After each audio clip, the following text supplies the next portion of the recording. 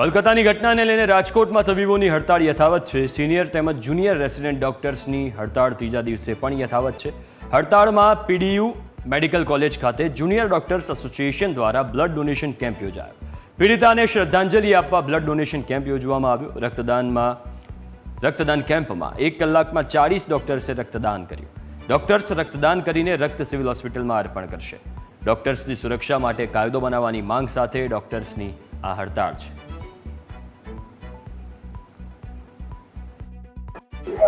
એના માટે રાખ્યું છે કે ભારતભરમાં જે 9 તારીખે ઘટના બની કે પીડિતાને એનું શંકાસ્પદ રીતે હત્યા કરી અને એની સાથે રેપ ગુજારવામાં આવેલો હતો, એના વિરોધમાં આખા ભારતભરમાં વિરોધ પ્રદર્શન થઈ રહ્યો છે અને એમાં પીડીયુ પણ પીડિતા અને તેના પરિવારના સમર્થનમાં છે અને ઓલ ગુજરાત ડોક્ટર એસોસિએશન પણ એનો વિરોધ કરી રહ્યું છે।